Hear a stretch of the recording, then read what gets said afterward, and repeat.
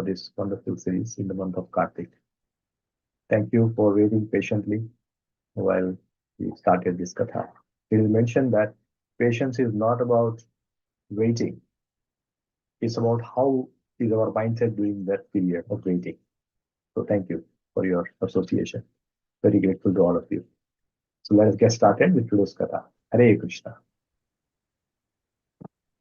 ओमज्ञानतिमिरान्धस्य ज्ञानाञ्जनशलाकया चक्षुरुन्मीलितं येन तस्मै श्रीगुरवे नमः। नमः ओं विष्णुपादाय कृष्णप्रेष्ठाय भूतले श्रीमते भक्तिवेदान्तस्वामिनिति नामिने। नमस्ते सरस्वती देवे गौरवाणी प्रचारिणे निर्विशेषशून्यवादी पाश्चात्यदेशधारिणे। जय श्री कृष्ण चैतन्य प्रभु नित्यानंद श्री अद्वैत गदाधर श्रीवासादि गौरभक्तवृंदा। हरे कृष्ण कृष्ण कृष्ण हरे हरे हरे राम राम हरे हरे। हरे कृष्ण कृष्ण कृष्ण हरे राम राम हरे हरे। हरे कृष्ण कृष्ण कृष्ण हरे Ram Ram Hare Hare. Welcome everyone. Day 24. Seems like we just started yesterday.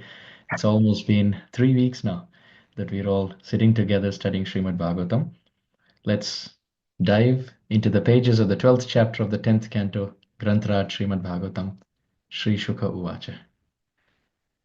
क्वचिद्वनाशाय मनोदधद्व्रजात् प्रातः समुत्थाय वयस्य वत्सपान् प्रबोधयन् शृङ्गरवेण चारुणा विनिर्गतो वत्सपुरःसरो हरि। तेनैव साकं पृथुका सहस्रशः स्निग्धा सुशिक्वेत्र विषाणवेणव स्वान् स्वान् सहस्रोपरि सङ्ख्ययान्वितान् वत्सान् पुरस्कृत्य विनिर्ययुर्मुदा कृष्णवत्सैरसङ्ख्यातैर्युतीकृत्य स्ववत्सकान् चारयन्तोर्भलीलाभिः विजहरुस्तत्र तत्रः।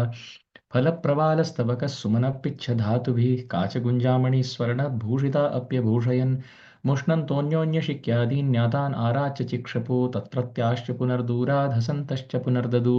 यदि दूरं गतः कृष्णो वनशोभेक्षणायतम् अहं पूर्वम् इति संस्पृश्य रेमिरे।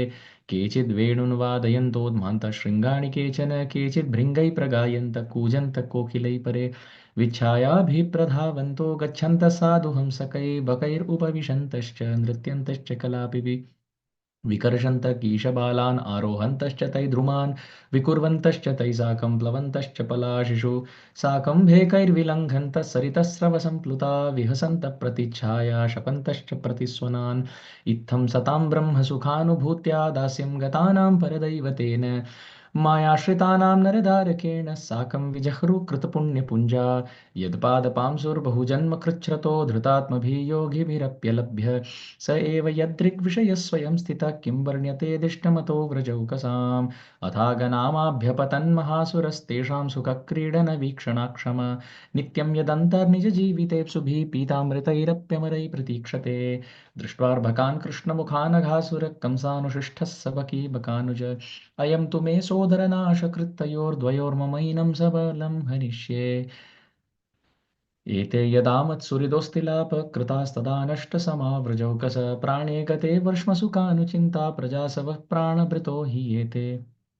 इति व्यवस्या जगरं बृहद्वपुः स योजनायाम महाद्रिपीवरं धृत्वाद्भुतं व्यातगुहाननं तदा पथि व्यशेतग्रसनाशया खल धराधरोष्टो जलदोत्तरोष्टो दर्याननान्तो गिरिशृङ्गदंष्ट्र त्वान्तान्तरास्यो वितता त्वजिह्व परुषानिलश्वासदवीक्षणोक्ष्ण। दृष्ट्वा तं तादृशं सर्वे मत्वा वृन्दावनश्रियं व्याता जगरतुण्डेन ह्युत्प्रेक्षन्ति स्म लीलया। अहो मित्राणि गदत सत्त्वकूटं पुरस्थितम् अस्मत्सङ्ग्रसनव्यातव्यालतुण्डायतेन वा सत्यम् अर्ककरारक्तम् उत्तराहनुवद्घनम् अधराहनुवत् रोदस्तत्प्रतिच्छाययारुणम् प्रतिस्पर्धेति सृक्काभ्यां सव्यासव्येन गोदरे तुङ्गशृङ्गालयोऽप्येतास्तद्दंष्ट्राभिश्च पश्यत। आस्त्रितायाममार्गोऽयं रसनां प्रतिगर्जति येषाम् अन्तर्गतं ध्वान्तम् एतदप्यन्तराननम् दावोष्णखरवातोऽयं श्वासवद्भाति पश्यत तद्दसत्त्वदुर्गन्धोऽप्यन्तरामीशगन्धवत् अस्मान् किमत्र ग्रसिता निविष्टान् अयं तथा चेद्बकवत् विनङ्क्षति क्षणादनेनेति बकार्युषन्मुखं वीक्षोधसन्तः करताडनैर्ययुर् इत्थं मितो तज्ञवतज्ञभाषितं श्रुत्वा विचिन्त्येति मृषा मृषायते रक्षो विदित्वाखिलभूतहृत्स्थितः स्वानां निरोद्धुं भगवान् मनो ददे। तावत् प्रविष्टास्त्वसुरोदरान्तरं परं न गीर्णाशिशवत्सा प्रतीक्षमाणेन बकारिवेषणं हतस्वकान्तस्मरणेन रक्षसा तान् वीक्ष कृष्णः सकलाभयप्रदो ह्यनन्यनाथान् स्वकरादवच्युतान् दीनांश्च मृत्योर्जठराग्निघासान् गृणार्दितो दुष्टकृतेन विस्मित कृत्यं किमत्रास्य खलस्य जीवनं न वा अमीषां च सतां विहिंसनं द्वयं कथं स्यादिति संविचिन्त्य ज्ञात्वा विषत्तुण्डमशेषदृघरि तदा गणच्छदा देवा भयाधाहेति चुक्रुषु जहृषु ये च कंसाद्य कौणपास्त्वगबान्धवा तच्छ्रुत्वा भगवान् कृष्णस्तव्यय सार्भवत्सकं चूर्णिचिकीर्षुरात्मानं तरसा ववृधे गले ततोऽतिकायस्य निरुद्धमार्गिणो युद्गीर्णदृष्टे भ्रमतस्त्वितस्ततः पूर्णोऽन्तरङ्गे पवनो निरुद्धो मूर्धन्विनिर्भिद्य विनिर्गतो बहिः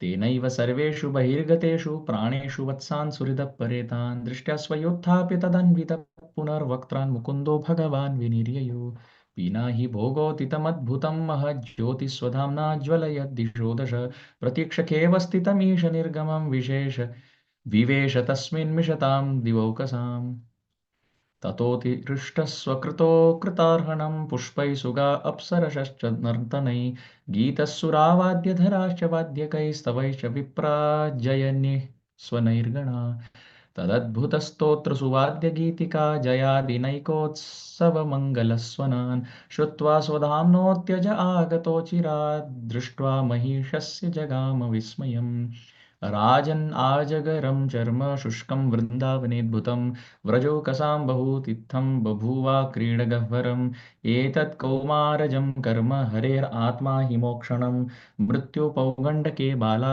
दृष्ट्वोचु विस्मिता व्रजे नैतद्विचित्रं मनुजार्भमायिना परावराणां परमस्य वेदस अगोऽपि यत्स्पर्श न धौतपातक प्रापात्मसाम्यं त्वसतां सुदुर्लभम् सकृद्यदङ्गप्रतिमान्तराहिता मनोमयी भागवतीं ददौ गतिं स एव नित्यात्मसुखानुभूत्यभिव्युदस्तमायोऽन्तर्गतो हि किं पुनः श्रीसूत उवाच इत्थं द्विजा यादवदेवदत्त श्रुत्वा स्वरातुश्चरितं विचित्रं पपरच्छ भूयोऽपि तदेव पुण्यं वैयासखीं यन्निगृहीतचेता श्रीराजोवाच ब्रह्मन् कालान्तरकृतं तत्कालीनं कथं भवेत् यत्कौमारे हरिकृतं जगुपौगण्डकेर्भका तद्ब्रूहि मे महायोगिन् परं कौतूहलं गुरो नूनम् एतद्हरेरेव माया भवति नान्यथा वयं धन्यतमालोके गुरोऽपि क्षत्रबान्धवा वयं पिबामः त्वत्तपुण्यं कृष्णकथामृतं श्रीसूत उवाच इत्थं स्म पृष्टः सप्तु बाधरायिणे कृच्छ्रात् पुनर्लब्धबहिर्दृशि शनैः प्रत्याहतं भागवतोत्तमोत्तम हरे कृष्ण कृष्ण कृष्ण हरे हरे हरे राम राम राम हरे हरे वाञ्छाकल्पतरुभ्यश्च कृपा सिन्धुभ्य एव च पतितानां पावनेभ्यो वैष्णवेभ्यो नमो नमः. Welcome back everyone. Hare Krishna. So yesterday in our discussion we saw how it was please, just give me a minute. Yeah. Yesterday we saw in our discussion how it was Krishna with his dear friends in the mouth of Aghasur, and Krishna had revived his friends personally by his Amrita Varshini, by his nectarian glance and smile, and individually with so much affection, paying so much attention to each one of his calves and each one of his friends. Krishna revived all of them. And Agasur's existence as the soul, along with all the life energy, praneshu, with all the life vital energy the soul had left from the Brahmarandra and waited outside, Ke Avastitam, in the sky, waiting for Krishna to come. And it was a long wait. Devatas are there behind the clouds, and there's Aghasur in the form of the spirit soul waiting, and Krishna in the mouth of Aghasur is individually reviving each one of his friends. Krishna really loves his devotees, and therefore the quality of Krishna is his Bhakta Vatsalya. This is his main quality. The word Vatsalya is coming from the word Vatsa. Vatsa means a calf. The love the mother cow has for her calf is called Vatsalya. Mother cow loves her calf so much. It is described, Janeshu abhidnyeshu sa eva go khara. Go means a cow. In Shastra, it is described that the cow has so much attachment for its calf that you want to get the cow somewhere from one place to another, just pull the calf, and with the calf, the cow will come. So, material attachments in this world, in the Srimad Bhagavatam, have been mentioned to be like the attachment the cow has for her calf. Of course, every mother in every species has so much love for her own child, but seems like the cow has a very special attachment, very special, indescribable affinity and absorption in her baby calf. Therefore, this is called Vatsalya Rati. Vatsalya. The word Vatsalya has been used, which means the love that resembles or that comes close to what the cow has for the calf. That's why it's called Bhakta Vatsalya. Krishna has his Bhakta Vatsalya gun, in the sense that the devotees are like the calves and Krishna is like the mother cow. And Krishna has so much love for his devotees, so much love. He says, Samoham sarvabhuteshu name dveshosti na priya. He says, I am equal to everyone. I am equal to everyone. And I don't envy anybody and I don't have any favoritism, Krishna says. But then he says, Ye bhajanti tu mam bhaktya mayite teshu chapyaham. But however, those who do bhajan and remember me, Krishna says, I have natural favoritism towards them. I have natural bias towards them. I have natural inclination, affinity towards devotees. In the pastimes of Lord Jagannath, there are many sweet examples of how Krishna in the form of the deity reciprocates to the devotee and exemplifies his quality of Bhaktavatsaliata. One time, this is a story of Jagannath in Jagannath Puri. Of course, there are so many deities of Jagannath around the world, but the deity of Jagannath in Jagannath Puri is like the king among all other temples, right? That's the main Jagannath worldwide. And other Jagannaths are also manifestations of that Jagannath in different cities around the world. So in the Puri temple, there was a pujari, and he used to worship Jagannath very lovingly. He was chanting the holy name, and he would dress Jagannath with so much affection. He would tie his turban and make nice, beautiful phala prabalastavaka sumana pichadhatu with berries and clusters of flowers and leaves. He would decorate the turbans of Jagannath. He would personally make flower garlands and offer it to Jagannath. He would cook and offer to Jagannath. At the same time, wake him up in the morning, put him to sleep at night. He had a lot of love for Jagannath, the personal pujari. His life revolved around the deity. The king would come every day to have darshan. The king is called Gajapati. Gajapati means he is the one who owns all the elephants in Jagannath Puri. All the elephants ultimately they move according to the desire of the king. Generally, humans cannot control elephants, but the king, although he's a human, he can control a herd full of elephants. All the elephants in Jagannath Puri belong to him. So he's called Gajapati.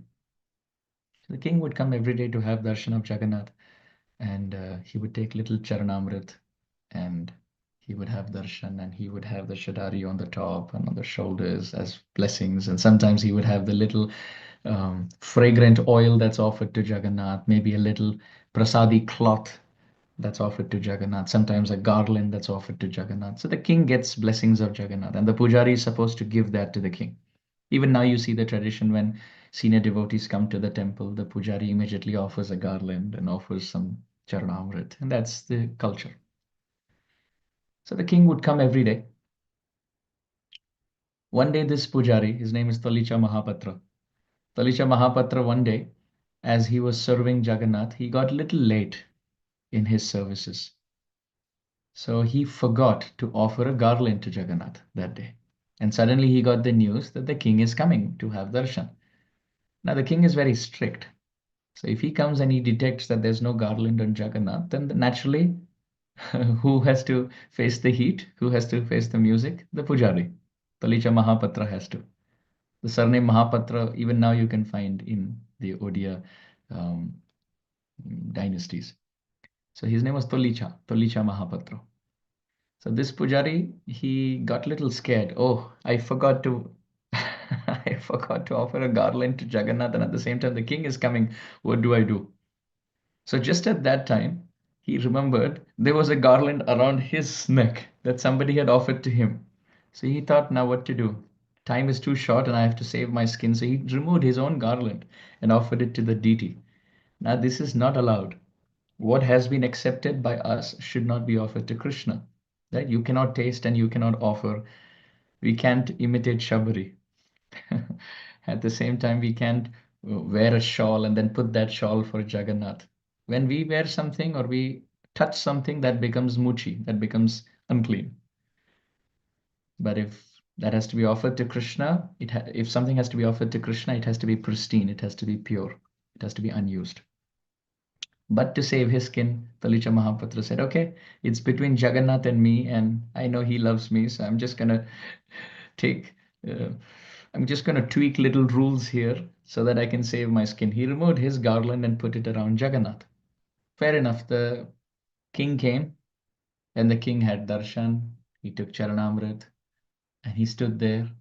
And Talicha Mahapatra naturally now he removed the garland from there and put it to the king. Now the king is wearing the garland that was worn by Jagannath, and Jagannath's wearing the garland that was worn by Talicha Mahapatra. So in short, the king is wearing the garland which was worn by the pujari just a minute ago. And the pujari felt everything is good. Ah, thank God. Thank you, Jagannath. Thank you for saving me with that idea. So the king wore the garland and he went to his royal court.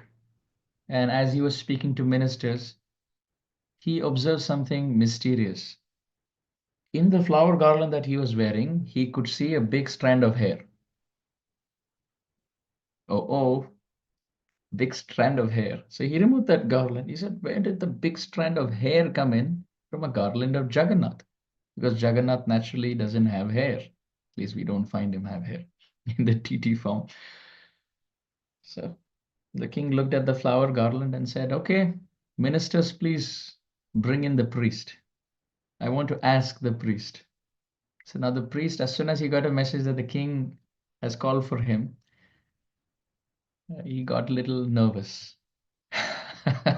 Because he was thinking, I hope the king hasn't spotted of course, there's no CCTV camera in those days, so you can't spot the pujari removing his garland and offering it to Jagannath.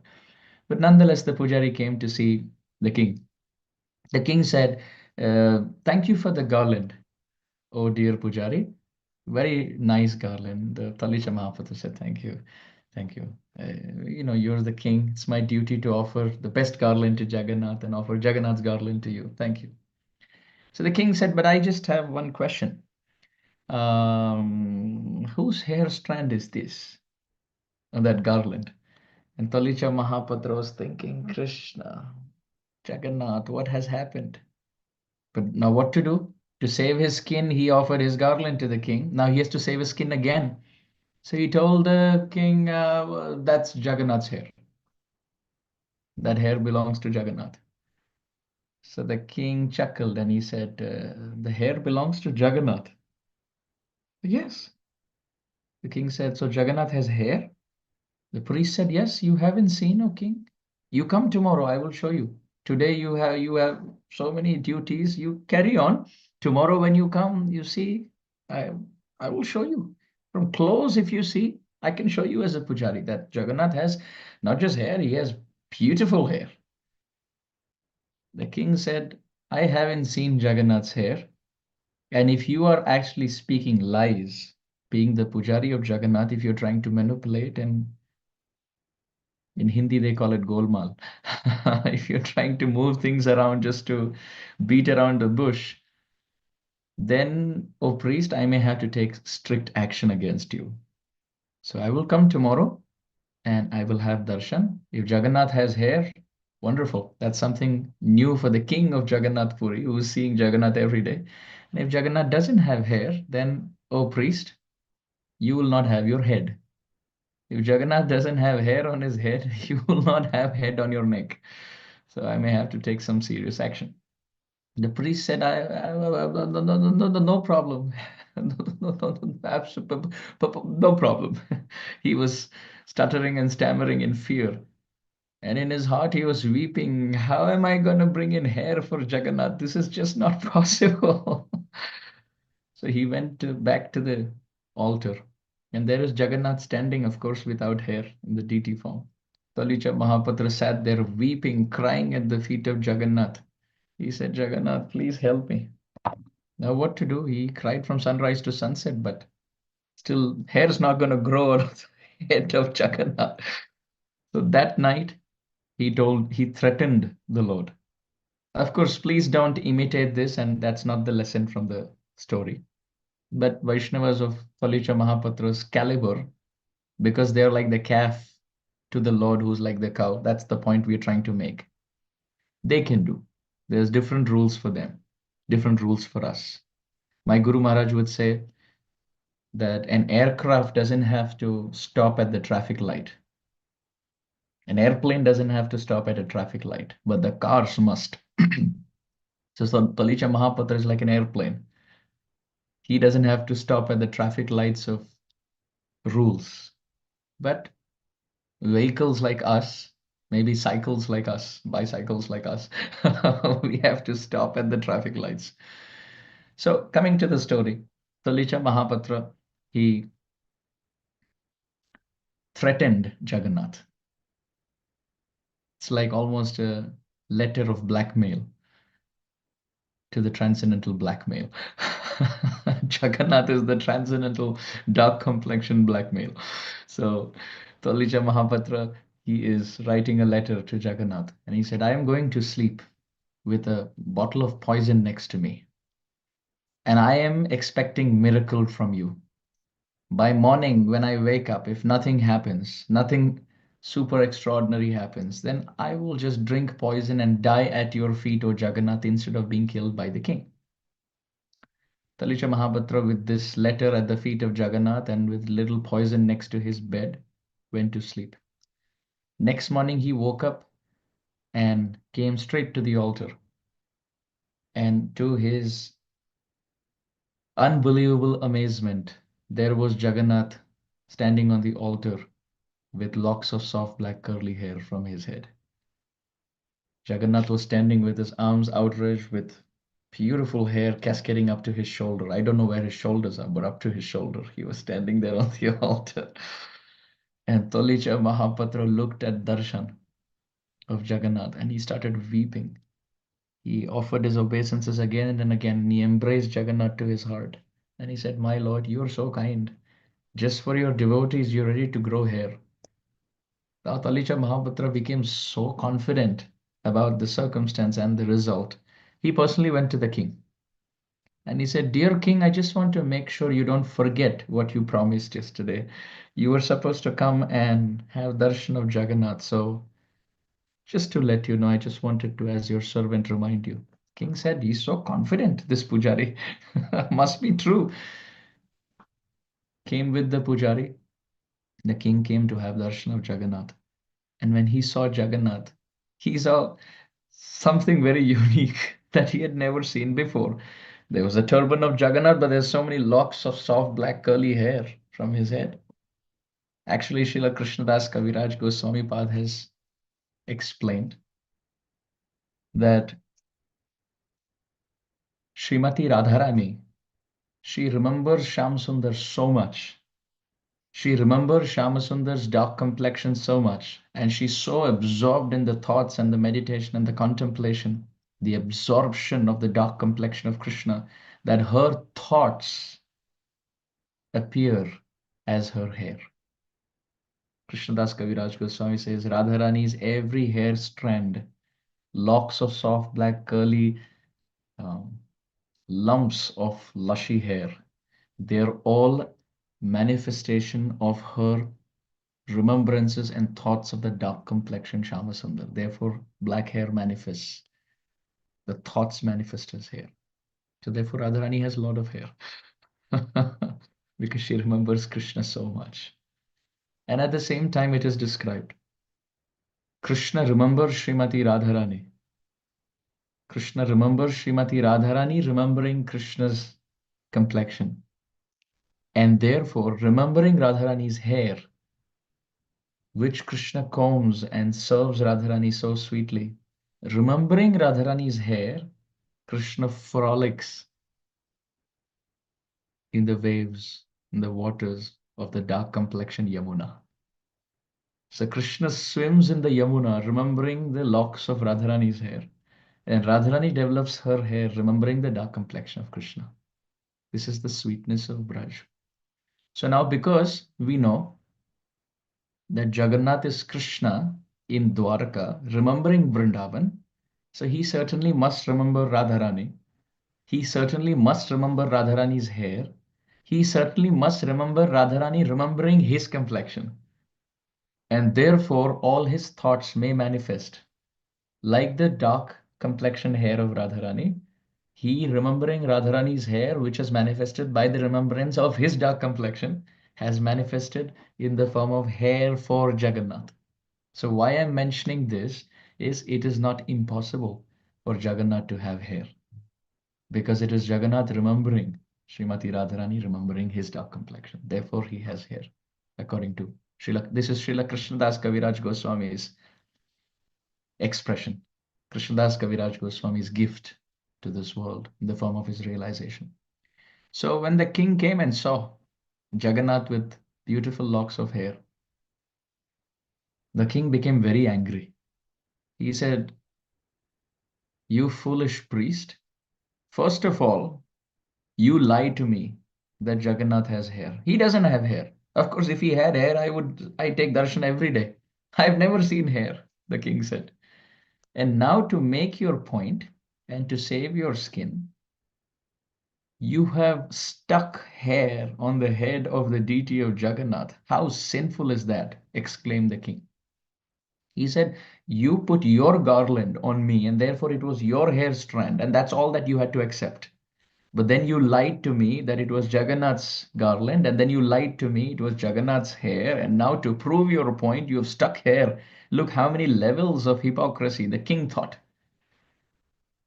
And in that confidence, the king went and held the hair of Jagannath, and he pulled. And as he pulled, Jagannath started bleeding from the head.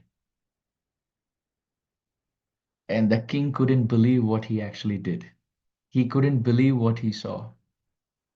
He fell at the feet of Jagannath. He fell at the feet of Jagannath and he started weeping so loudly, "My lord, please forgive me. I am that fool who never saw your hair. How dare I pull your hair? And you're bleeding from the head, which means this is your hair. And this Pujari knows you better than me. And I didn't trust him. And I doubted him. And in fact, I reprimanded him. I shouted at him, even gave him possible death sentence. Jagannath, please forgive me." And Jagannath, in the meditation of the king, told him, "Don't beg forgiveness at my feet. Fall at the feet of Taleja Mahapatra, who is a very great devotee." The king fell at the feet of Taleja Mahapatra. Taleja Mahapatra is weeping, remembering Jagannath. The king is weeping out of remorse. Both are weeping for two different reasons.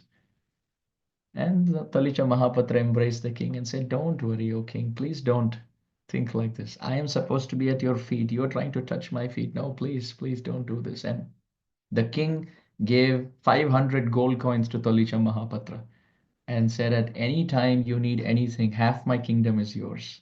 You can take whatever you want." And the king offered his blessings and his mercy on the Pujari as far as his position is concerned as the king. And as soon as he turned and walked away, Talisha Mahapatra came back to the altar and there was no hair. Jagannath had manifested hair and he had manifested blood from that hair only out of his love for his devotee. This is A story in Kali Yuga, just a few hundred years ago. How amazing, how glorious, how loving and affectionate is Krishna towards his devotees. Then, Kim Uta, what can be said of Krishna's love for his friends who are in the mouth of Aghasur? How much love he has for them. Why does Krishna always walk with cows and calves? Because that's how he thinks. Birds of the same feather flock together. Krishna's heart is not like a lion, although his face is like a lion in Nrsimha avatar. Sripad Ayendra Prabhu would say, when he would worship Nrsimha Shaligrams and devotees would ask him, in what mood do you worship Nrsimha Dev? Because you live in Vrindavan. In what mood do you worship Nrsimha Dev? And Sripad Ayendra Prabhu would say, oh, that is my Sham Sundar with a lion mask. He would say, Nrsimha Shila, oh, that is my Krishna with a lion mask. So he may have a lion mask, he may have a lion face, but his heart is like that of a cow. When he sees his calves around in the form of his devotees, he runs behind them. Nirapeksham munim shantam nirvairam samadarshina anuvrajamyaham nityam puya jityangri renubhihi. Just like you pull the calf ahead and the cow will walk behind. Similarly, wherever there are pure devotees, Hari sada vase tatra yatra bhagavata jana gayanti bhakti bhavena harer namaiva kevalam. Where the calf-like devotees are walking around with their sincere devotional practice, Krishna in the form of the cow is always there with them, always there. Now, what to speak of Krishna going to revive the calves and his friends in the mouth of Aghasur? And it is described in this context that a snake is called Ajgara, right? We have all heard that in Hindi also, snake is called Ajgara. Now, although a snake is called an Ajgara, there is a proper understanding to that. The word Aj means a goat, and Gara or Gala means throat. In Sanskrit, Ralayor Abhedaha, Ra and La can be used interchangeably. Therefore, Chakreshwar is also called Chakleshwar, Mahadev. So, Ralayor Abhedaha, Ra and La can be interchanged. So, Ajgara is actually Ajgala. A snake is called Ajgala because through his gala, through his throat, he can push down a goat. A python, which is very big, it doesn't bite a deer. It can swallow a deer completely. That's how wide its throat is. Other animals can do that. Even for a lion or a tiger, he has to pounce and then do the needful. But for a big python, it'll just strangulate, choke, and swallow the deer completely down the throat. And therefore, it's called Aja, means a goat, and Gara or Gala means throat. But our acharyas in this regard have said, only Aghasur can actually be called Ajgara because Aja is also the name of Krishna. Ajopi san avyayatma bhutanam ishwaropi san. Aja. A means no and Ja means Janma. जिनका जन्म नहीं होता, प्राकृत भौतिक जन्म नहीं होता, वो अज हैं प्रभु. वो भगवान अजन्मा है. So only Aghasur has the fortune. Other snakes may have the name Ajgara because they gulp down a deer, but only Aghasur has the name Ajgara or Ajgala because he can gulp even the unborn. Shri Krishna, Aja. अजन्मा भगवान को भी गले में रखने वाले सौभाग्यशाली केवल अघासुर हैं. Only Aghasur has the great fortune of holding Krishna in his throat, who is unborn. And regarding Krishna dealing with Aghasur, he never got scared. Krishna not once got scared of this mighty python because Krishna has so much experience with snakes. For Krishna, it's not at all a problem. Krishna has so much experience with snakes. Shantakaram bhujaka shayanam padmanabham suresham. Vishwadharam gagana sadrisham meghavarnam shubhangam. In the Vishnu Sahasranam, it is described. How is Vishnu? He is bhujaga shayanam. He is bhujagashayi. He sleeps on a serpent bed. We may sleep on a couch or a sofa or a bed or on the floor or a little railway station bench waiting for the train or something like that. We may end up sleeping wherever we have little space. But Vishnu is not like that. He sleeps only on a serpent bed. in real experience, when we in this world, when we see like even small insects, let's say you see a spider or you see a little cockroach in the room, you have like roaches running around in the room, then people have different responses. I wouldn't get into that here, but it's quite frightening for many just to see a little insect. What to speak of seeing a mouse in the room? Or what to speak of having a snake in the room? It's quite frightening. But look at Vishnu. Bhujaga Shayanam. He sleeps on a serpent bed, and it's not that he's afraid. Shantakaram. He's peaceful. He's smiling while sleeping on a serpent bed. That's his comfort zone. Also, Anantashesh, who is not just the serpent bed, a coil bed for him, he's also like the umbrella. He's also like the shade for Krishna. Krishna, who is the shelter, the roof for the whole world, Anantashesh is his shelter or his roof. And this is why when Vasudeva Maharaj was carrying Krishna and crossing the Jamuna, we know the story as Yamuna starts to rise to touch Krishna's lotus feet. Anantashesh manifests there to protect Krishna and Vasudeva from the rain shower.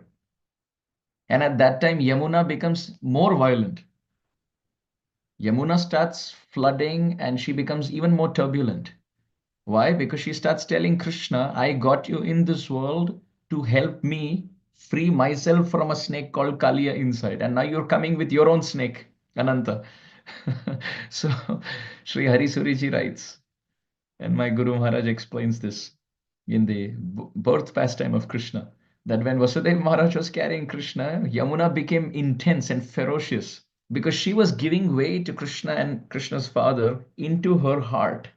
She was opening the doors to her heart by giving them space to walk through the Yamuna. And at that time, Krishna is now coming with Anantashesh, snakehood. So Yamuna started saying, I already have one snake in my heart, Kaliya, and he's troubling. And Krishna, I'm calling you in this world, Vilokya Dushitam Krishnam Krishna Krishna Hina Vibhu, to kick this snake out. And now Vishasya Visham Aushadam. To kick one poison out, according to Ayurveda, you have to administer another type of poison in the body.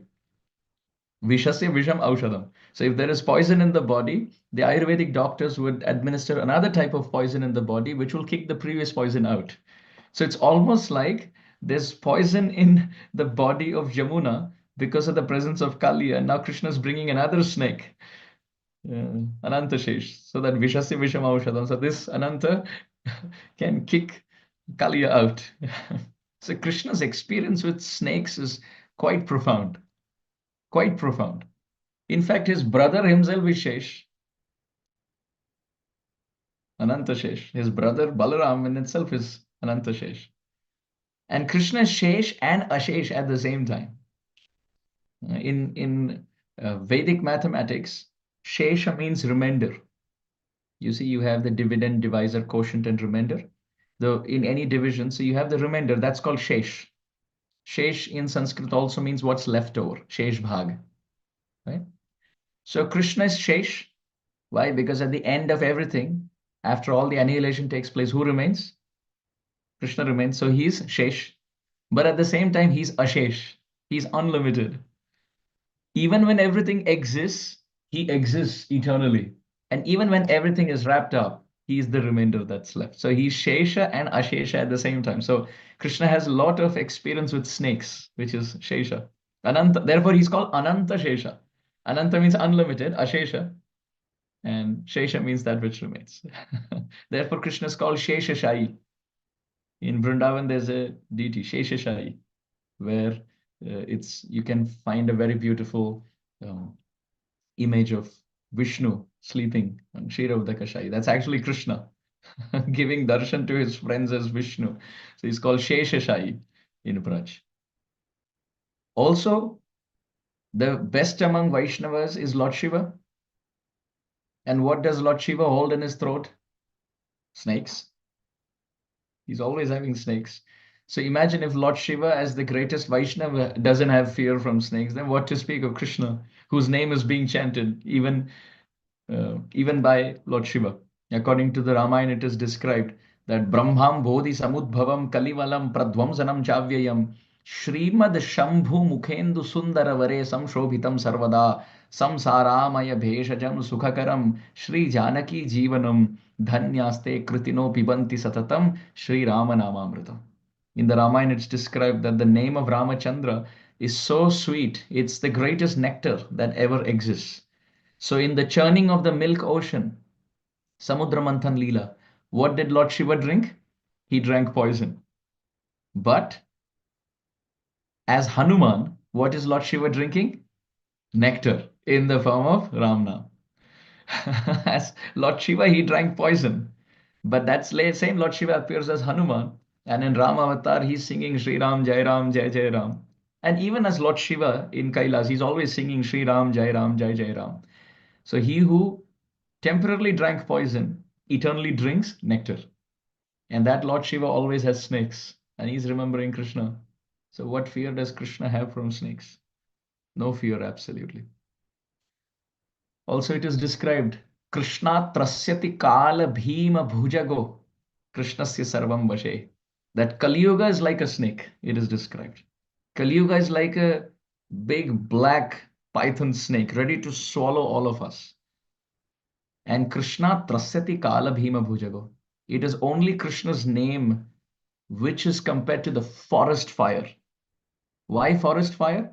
See, it's quite poetic, dear devotees, quite poetic.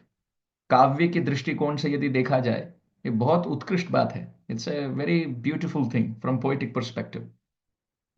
When there is a forest fire, you can see birds fly away. Animals like the deer, they also jump across and save themselves. But there is one species who always dies, and those are snakes. In a forest fire, the snake cannot run, the snake cannot jump, the snake cannot fly, but the snake gets burnt. So it is described that if Kali Yuga is compared to snakes, a big black python, then Krishna's holy name is the forest fire, which will definitely burn down Kali Yuga. Chauyug kal teen tihu loka, Ram naam japi jeeva vishoka. Kaliyug keval naam adhara, sumir sumir nar utarahi para. Goswami Tulsidas ji has said, not just Kali Yuga, Satya, Treta, Dwapar, Kali Yuga, all of them, even if you compare them as snakes, he says, Rama Nama Japi Jiva Vishoka. The name of Ramachandra is like the forest fire which will burn down the ill effects of Kali Yuga. Now it's interesting. If you compare Kali Yuga to a snake and Krishna Nam to be the forest fire, then the forest fire will destroy the snake. And that's exactly what's happening here. Krishna, in the form of the name, is entering the Aghāsura mouth of Kali Yuga and destroying. So there is no fear, absolutely. No fear. Also, another interesting connection that can be drawn is when Nanda Maharaj, once in Braj, he was being swallowed by a snake. You can read this pastime. There was a Vidyadhara, a Vidyadhara celestial being, who once made fun of Angira Muni. And Angira Muni cursed him to become a snake. Now this Vidyadhara became very embarrassed and he said, please forgive me, I was not in my senses, please don't curse me to be a snake. So Angira Muni said, okay, now the curse has been pronounced, but I'll also give you a blessing. The blessing is, although you will become a snake, as soon as you are touched by the lotus feet of Sri Hari, you will revive your original form. So this Vidyadhara, who became a snake, he started swallowing Nanda Maharaj. And Nanda Maharaj helplessly called out to Krishna, although he didn't think Krishna is God, but he knew Krishna had some mysterious connection with Vishnu. So whenever anybody needs any help, Krishna had some mysterious phone number or some speed dial contact of Vishnu who would help. So Nanda Maharaj started calling out to Krishna, Krishna, please help me. And as soon as Krishna touched his lotus feet on the snake left his body and became a Vidyadhara. And he narrated his story, and this is found in the Srimad Bhagavatam. This is found in the Krishna book. So again, you can see Krishna is fearless as far as his association with snakes are concerned. What to speak of Krishna being fearless about snakes? Prabodhananda Saraswati Pad has said something very interesting. He says, Kaivalyam नरकायते त्रिदशपूर आकाश पुष्पायते दुर्दंतेन्द्रिय सर्पकाल पटली प्रोखात दंष्ट्रायते विश्वम पूर्ण सुखायते विधि महेंद्रादीश कीटायते यद कारुण्य कटाक्ष वैभवताम तम गौरमेव स्तुमः. In Chaitanya Chandramrit, Srila Prabodhananda Saraswati says that the senses of the conditioned soul is like a snake. We mentioned this briefly in our series of Harikatha in the last few days, that our senses are like snakes. They have teeth and they fangs and they have poison, because our ears, they spread poison in the body by making us hear gossip. Our eyes are like serpents who are biting us with the poison of watching things that shouldn't be watched. And our tongue is like a snake, always hissing and criticizing others. So, in this way, all our senses are like serpents, and they're spreading poison in the form of unwanted activities. But it is described by Srila Prabodhananda Saraswati that those who take shelter of Sri Krishna Chaitanya Mahaprabhu, their senses, their snake-like senses, become like snakes around the neck of Lord Shiva. It becomes an ornament. Instead of the snake controlling Lord Shiva controls the snake. And those snakes don't have any teeth or fangs or poison. They are nice decorations on the neck of Lord Shiva. I remember in my childhood when we used to see some spiritual shows on the TV, um, Lord Shiva used to be depicted, and his snake used to always be steady, which means it was a toy snake that they would put around the neck of the actor, whoever was playing Lord Shiva. It was just like a snake always there. And first time when I saw, I remember in my childhood, when I saw that devotional show, I don't remember what it was, but Lord Shiva. So when I saw, I even asked my mother, is that a real snake? And she said, no, it's a fake snake. See, it doesn't move. But then few years later, there was another show that came up on TV. This is back in India. And this is another devotional show. And there the snake was moving. Lord Shiva would speak and the snake would move. And I remember asking my mother at that time that in my childhood, I remember you said these snakes are fake, but the snake is moving. And she said probably they would have removed the poison. You know, these are snakes which are, they don't bite. And even if they bite, there's no poison. It's not venomous. They don't have fangs or teeth or poison. So even if you keep it around the neck, and she said these are professionals who know how to handle snakes. So that just stayed in my mind. So when I read this verse of Prabodhananda Saraswati, everything made sense. Srila Prabodhananda Saraswati says that the snake-like senses of a conditioned soul, when you perform bhakti and get the mercy of Sri Chaitanya Mahaprabhu, these senses become like snakes without the fangs or the teeth and the poison. Now those senses move, but they can't attack. So our eyes, our tongue, our ears are all functional. In our present state, they control us. Our tongue, you see a rasgulla in front of you, and let's say Kartik Mas Vrat is no eating sweets, let's say, and you see a rasgulla there. Now the tongue will say, 5 दिन में तो कार्तिक खत्म हो जाएगा, इतना तो आपने कर लिया, चलो एक रसगुल्ले में क्या होता है, have one rasgulla. Krishna is bhakta vatsalyata, we heard today. Krishna is very kind, he is not going to judge you. The mind will start telling us so many things. So at the moment our senses are like snakes, they drag us. But when someone becomes a fixed up devotee, he can control the senses. Those senses are snakes, but they are without any teeth or any poison. So the senses of pure devotees, which are like the senses which are like snakes, they don't threaten even a pure devotee of Krishna, or to speak of Krishna. That's the point. From different angles of vision, we are mentioning about Krishna and the snake and Krishna and the friends. That's been the discussion. And also Krishna delivering Aghāsura. It's quite hope-giving for all of us. I'll tell you why. I had briefly mentioned this in the Katha previously, but I said we will elaborate on this later. This was about Kala Sarpa Yoga in astrology. So in astrology, as we know, there are Navagrahas, there are 9 planets, and there are Dwadasha Griha, there are 12 houses. There are 9 planets and 12 houses in an astrological kundli, in an astrological chart. And basically, the Navagrahas are, you have Sun, you have Moon, and you have Jupiter, which is Brihaspati, and then you have Shukra, which is Venus, and then you have Mangal, Mars, Budh is Mercury, and Shani, Rahu, and Ketu. So basically, you have 9 planets like that. So Kala Sarpa Yoga in astrology is when your Rahu and Ketu are placed in the astrological, and they're always 180 degree. Rahu and Ketu's placement for everyone, they always move in that axis. They're all opposites. So if one is in the first house, the other one will be in the seventh house, and second house, and the eighth house, like that. They always move like that. Now imagine if someone has remaining 7 planets, except for Rahu and Ketu, the remaining 7 planets.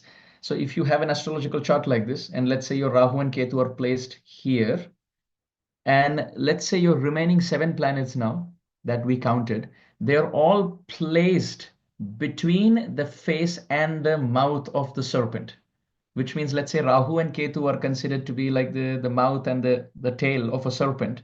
And let's say all the 7 planets are either on this side or on this side. Generally, if you see, the planets are spaced differently. There are 12 houses and 9 planets. So you can have a planet in the second house, you can have 2 planets in the fourth house, for example, any combination. But in some charts, you see that there is a Kala Sarpa Yoga, which means 7 planets, Brihaspati, Shukra, Mangal, Budh, Ityadi, and Chandra, Surya, etc., and Shani. These 7 are sitting exactly between Rahu and Ketu, which are considered to be the face and the tail of a serpent. If you see, Rahu is the face and Ketu is the body without the face. So Rahu is the face without the body, and Ketu is the body without the face. So if you draw a serpent with the face being Rahu and the tail being Ketu, and between the face and the tail, if you have 7 planets on one side, either this side or this side, that is called Kala Sarpa Yoga in astrology. And that's not considered to be very auspicious. Such people will have troubles. And of course, there are many famous business tycoons, there are many famous singers, many famous, even materially accomplished professionals who have Kala Sarpa Yoga in their chart. But something or the other will not be right. Either they will not get married, or they'll get married and it won't work, or they will get into a job and it wouldn't work. So many things like that. So this is not an astrology class, but I'm just trying to mention that Kala Sarpa Yoga is quite a dangerous um, positioning on the chart.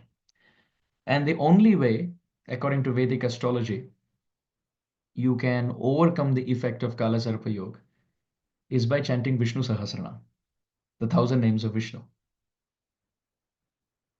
By chanting the 1,000 names of the Lord, Vishnu Sahasranam, which has been chanted, and it's quite a famous chant, 30 minutes of chanting Vishnu Sahasranam. You chant at a great speed. In 30 minutes, you can finish.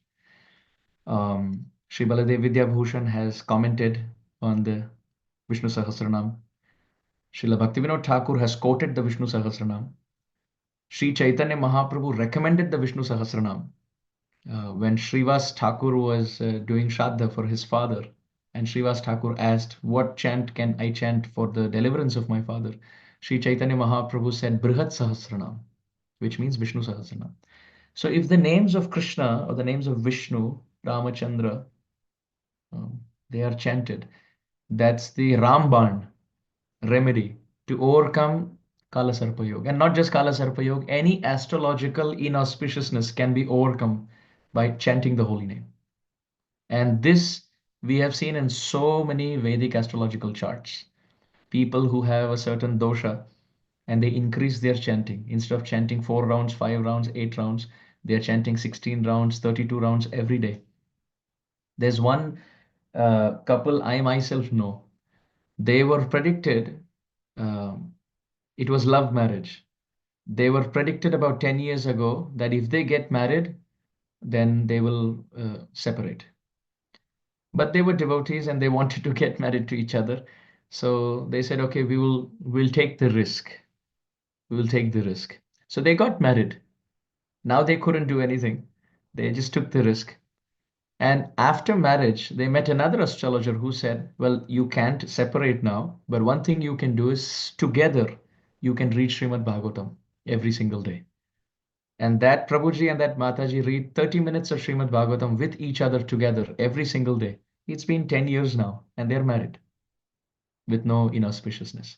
So, which means I am not running a marriage bureau or a Vedic astrology Jyotish center, online Zoom center here. But the point I am saying is Krishna Bhakti kaile sarva karma krita hoy. Shraddha Shabde Vishwas Kohe Sudrida Nishchay Krishna Bhakti Kaile Sarva Karma Krita Hoy. If you take shelter of Krishna, if you hear from Srimad Bhagavatam and chant the holy name, then Aghāsura can be destroyed. What to speak of Kala Sarpa Yoga? This is the point. We were trying to bring this point out that Krishna enters the snake and frees his friends out from the snake influence. So why wouldn't he do it on one astrological chart of one devotee who's taking shelter of Krishna's holy name and holy fame?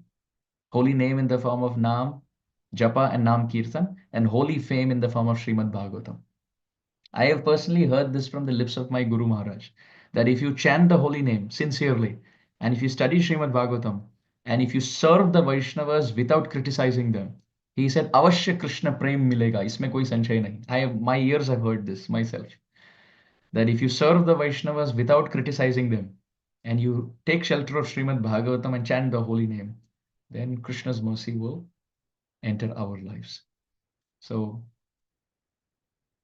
I hope we understand that even if there are astrological Papkartri Yog, even if there's a Kalasarpa Yog or any Kuyog, any inauspicious match, all of that, Krishna's holy name can tear to pieces, just like how he tore Aghāsura and liberated him. And therefore, if you see in this text 32, still discussion going on, Krishna is called Mukunda here. Bhagavan Mukunda. Krishna is called Mukunda. The word Mukunda has been so beautifully described as Mukti Dadati. It's only Krishna. Vishnur eva na samshaya. It is only Krishna or Vishnu who can give Mukti. Vishnur eva na samshaya. There is no doubt. It's only Krishna or Vishnu who can give liberation. And because in this pastime he is liberating, Muktim dadati sarvesham Vishnur eva na samshaya.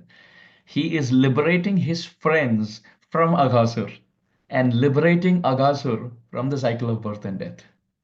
How amazing. Two levels of liberation going on, our acharyas have described. At the same time, the word mukti means he who frees all bondage, all bonds. So in Damodar Leela, Krishna is Mukunda, because Mother Yashoda is running behind Krishna with a stick in her hand. And as she is focusing on Krishna and running with a stick, what happened? Her hair, which was bound on the back, has opened up. Her hair, which was tied, has opened up. All the flower which was tied, they all opened up, which means Krishna is giving liberation to the hair which was bound, to the flowers which were bound.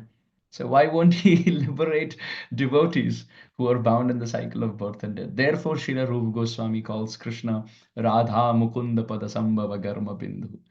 The word Mukunda is he who can give liberation even to Radharani. Radharani is stuck in Jatila Haveli in Yavat. But when Krishna plays the flute, Radharani runs out of her house to meet Krishna. So she's being liberated by Mukunda, the giver of liberation. Mukti dadati karichit smana bhakti yogam.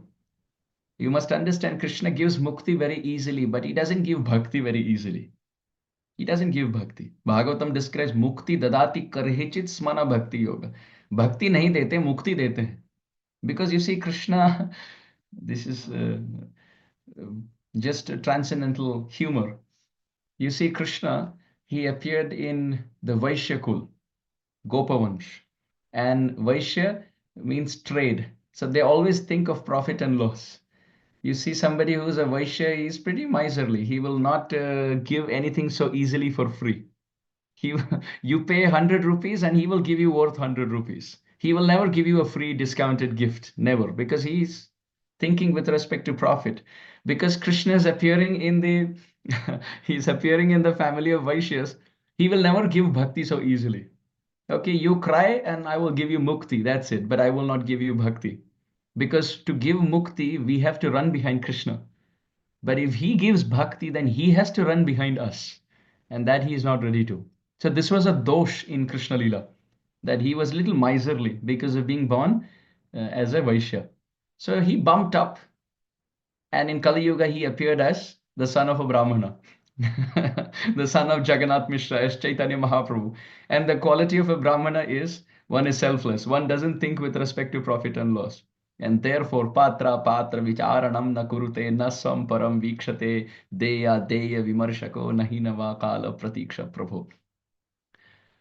Gaurasa megati. Prabodhananda Saraswati says, that son of a Brahmana, Vedera pratigya rakhibare tare rukma varna viprasuta Mahaprabhu name nadiya mataya Shange bhai avaduta Yamanadmati Shanshar bhitare Pudiyaya chinu ami.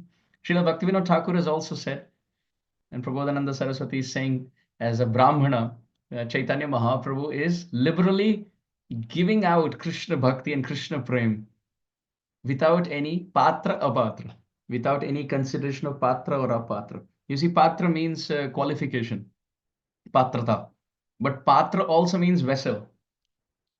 So imagine in Radharaman temple, there's Rabadi Prasad, which is being distributed. Imagine Rabdi Prasad is being distributed and everybody standing in line, and the Goswamis, they will give without touching. So they're just dropping Rabdi Prasad. So all the devotees are taking. But then the Gosaiji is seeing at a distance, there's one Brajbasi, he's standing like this. He wants the Rabdi, but he can't come ahead. So the Goswami is saying, why aren't you coming? So then the Brajbasi says, I want the Rabdi Prasad, but I don't have a pot. I don't have the patra. I don't have the vessel to carry it. So the Goswami says, don't worry. I will give you the patra and then I will fill in rabdi in that. I'll give you Kuliya Prasad. So you'll have the pot and the rabdi inside. So this is Chaitanya Mahaprabhu. Patra vicharanam na kurute. Those who are qualified, he will fill the rabdi of Krishna Prem in their heart. And those who don't have the patra, those who don't have the qualification, those who don't have the vessel, he will give the patra and then give you Kuliya Prasad in Radharaman temple. Radharaman Lal ki jai. Shri Shashinandan Gaur Hari ki jai. So therefore, Krishna in this context, he gives mukti. He gives mukti to all his friends from Aghāsura, and he is giving Aghāsura freedom from the cycle of birth and death. This is Krishna's nature. Whatever he touches gets liberated. Krishna is quite interesting. As soon as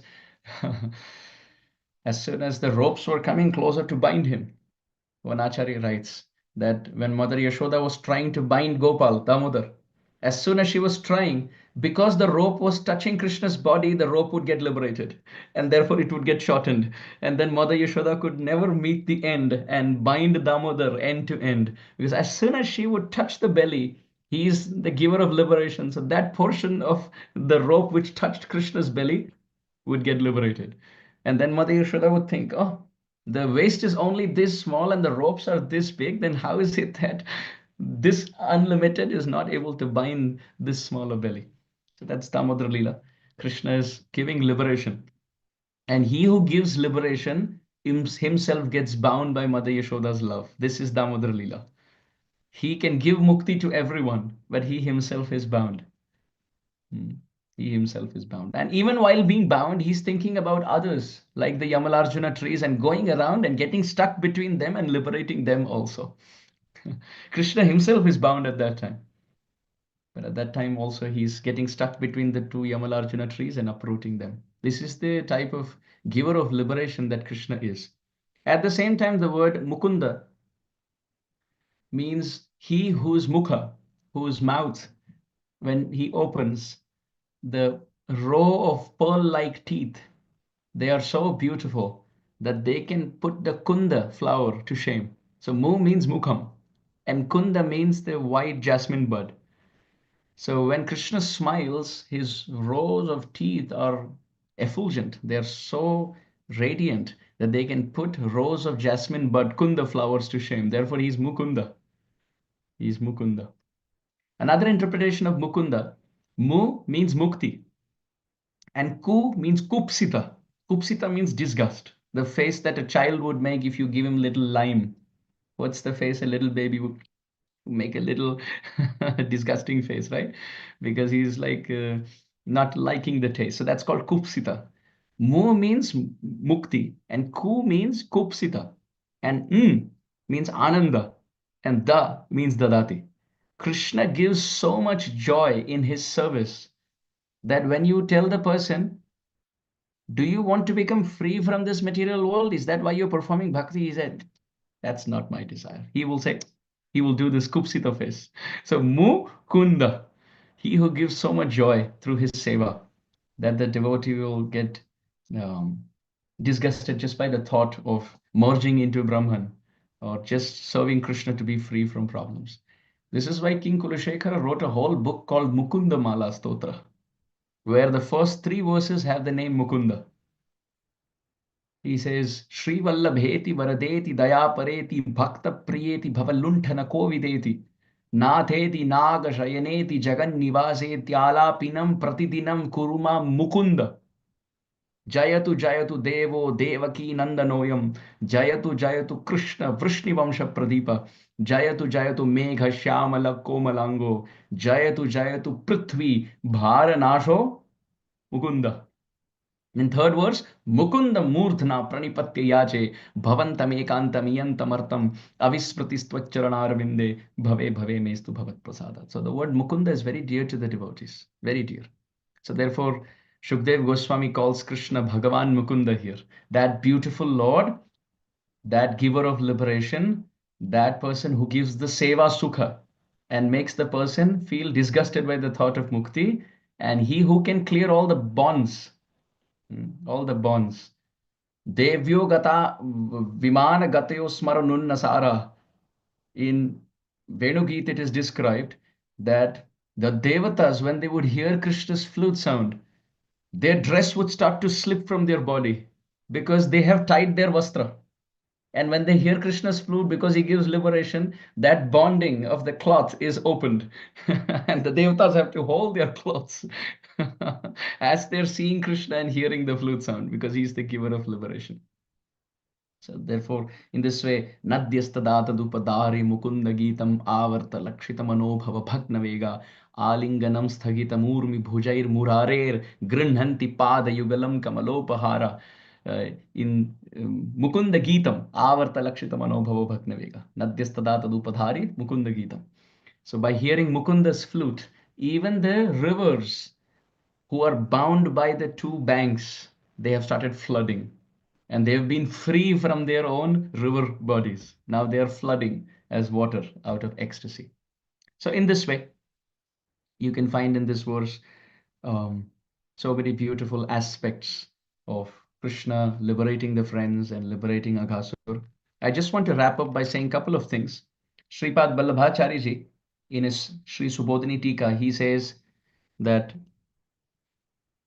as Krishna freed the friends, freed Aghasur from his body, Sripad Vallabhacharya ji says, first what Krishna did was he reduced his size.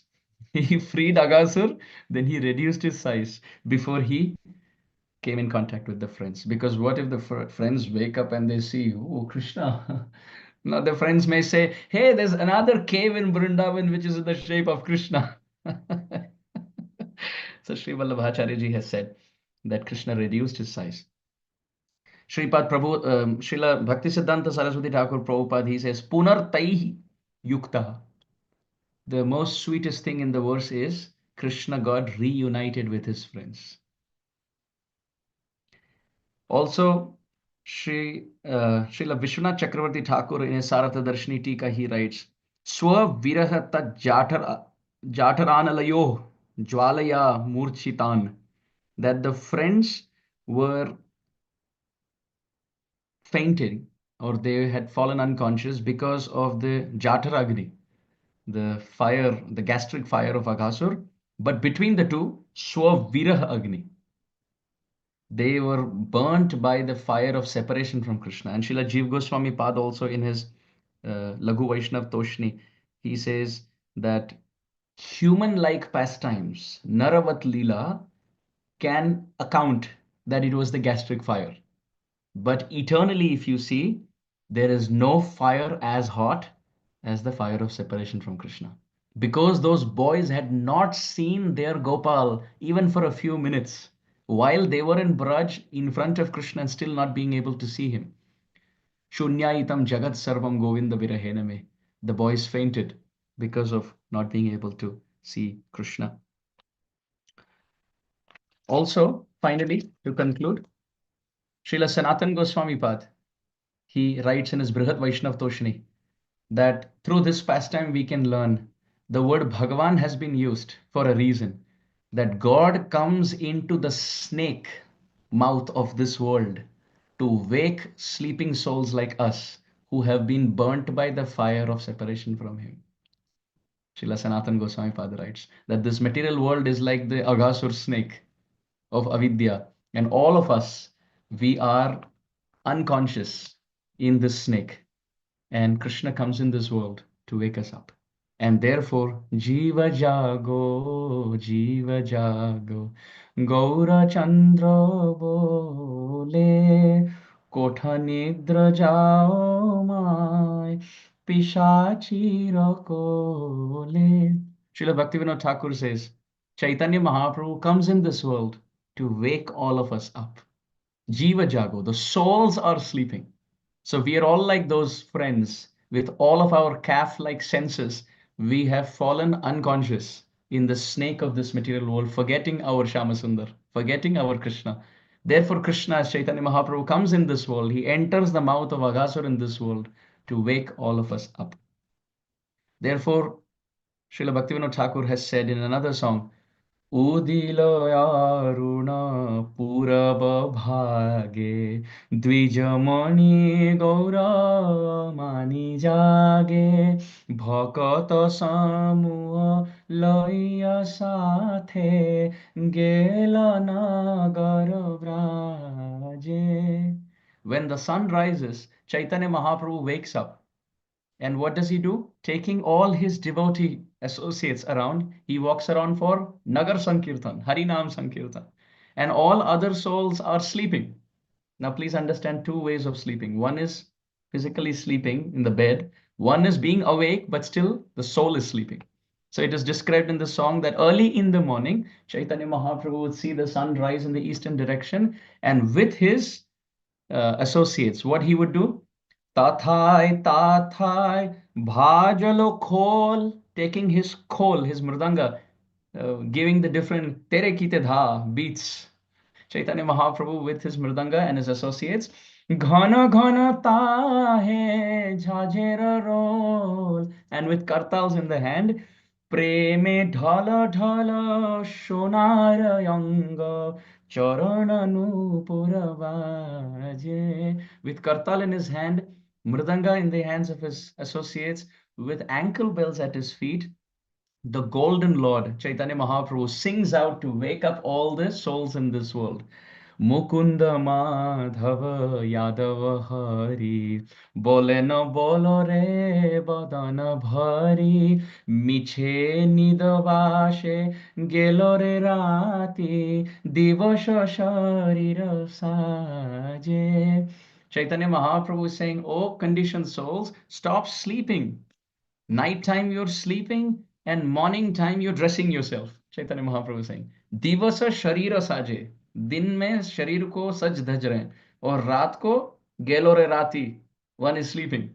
So Chaitanya Mahaprabhu says, please give up this sleep and Mukunda Madhava Yadava Hari, bolo re bolo bhai, badana bhari. Fill your mouth with the holy names, and if you chant, then you'll wake up. You will wake up eternally. Such an awakened soul can wake others up. Srila Gaur Govinda Maharaj used to say that if you're asleep, you can make another person wake up. But only when you're awake can you wake another sleeping soul up. So this is all in connection with Krishna entering the mouth of Aghasur and waking all his friends up, like how he does as Bhagavan coming into the Aghasur mouth of this world to wake all of us up.